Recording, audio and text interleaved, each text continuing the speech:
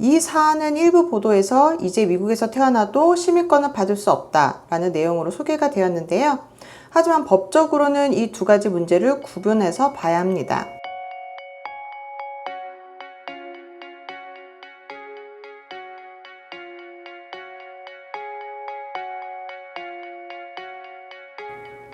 안녕하세요. 제1이민을 잘하는 제1이민 송지연 미국 변호사입니다. 지난 8월 6일 미국 행정부는 출생시민권과 원정 출산을 다루는 각각 두 개의 행정명령에 서명했습니다.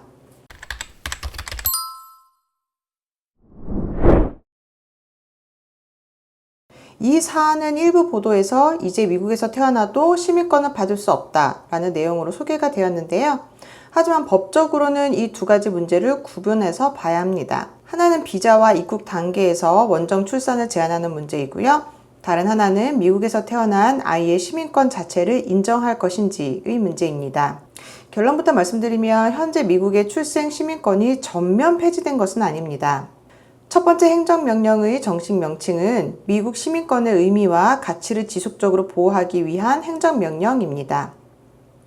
이 명령은 부모 가운데 어느 한 사람도 미국 시민권자가 아니면서 부모 중 한 명이 외국 정부 직원이나 지정 테러단체 관련자에 해당하는 경우 등을 시민권의 예외로 규정하려고 합니다.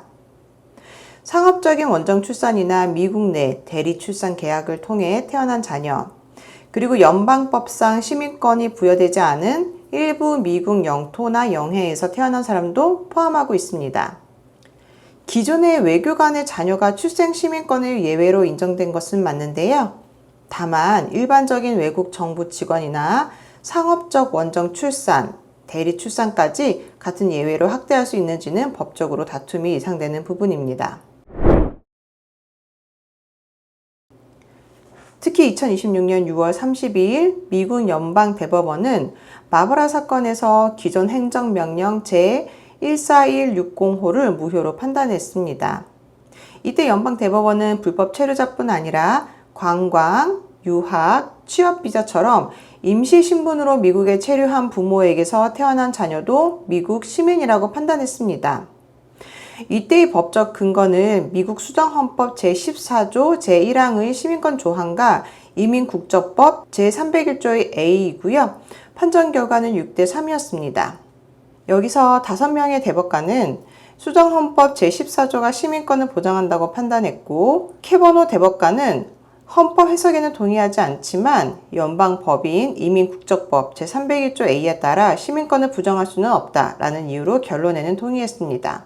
따라서 이와 같은 전례를 비추어 보면 8월 6일에 새로운 행정명령에 서명했다는 사실만으로 이 대법원 판결의 효력이 곧 사라지는 것은 아닙니다. 또한 새로운 행정명령은 관계기관이 30일 안에 시행지침을 발표하도록 하고 있고요. 이러한 시행지침은 아직까지 구체적으로 발표가 되고 있지는 않습니다. 또한 행정명령 원문에는 구체적인 적용 출생일과 시민권 서류의 처리 절차가 명시되어 있지 않기 때문에 실제 적용 범위는 국무부, 국토안보부, 법무부와 사회보장국의 후속 지침, 그리고 앞으로 제기될 소송 결과를 확인해 봐야 할 것 같습니다. 두 번째 행정명령의 정식 명칭은 원정 출산 종식을 위한 행정명령입니다. 이 명령은 이민국적법 제215조 A에 따른 대통령의 권한을 국무부 장관과 국토안보부 장관에게 위임하고 있습니다. 이에 따라 비자나 여행 허가의 거절과 취소, 입국 거절, 경우에 따라 추방 절차와 원정 출산 알선 업체에 대한 조치까지 검토하도록 했습니다. 다만 이 행정명령도 마찬가지로 세부 규정과 시행 지침이 아직 나오지 않았기 때문에 행정명령에 열거된 조치가 모든 사람에게 곧바로 자동 적용된다고 보기는 어렵습니다. 원정 출산 목적의 비비자 제한도 이번에 처음 만들어진 제도는 아닙니다. 미 국무부는 2020년 1월 24일부터 자녀의 미국 시민권 취득을 주된 목적으로 하는 비비자 신청을 거절하도록 연방 규정을 시행해 왔습니다. 여기서 말하는 비비자는 관광이나 단기 방문, 일정한 의료 목적에 사용하는 방문 비자인데요. 영사가 신청자가 미국 체류 중 출산할 것으로 판단할 만한 이유가 있으면 시민권 취득이 주된 목적이라고 우선 추정할 수 있도록 했었습니다. 따라서 이 경우 신청자는 정당한 여행 또는 치료 목적이 있다는 사실을 자료로 설명해야 합니다. 그러나 임신했다라는 이유만으로 미국 입국이 일률적으로 금지되는 것은 아닙니다.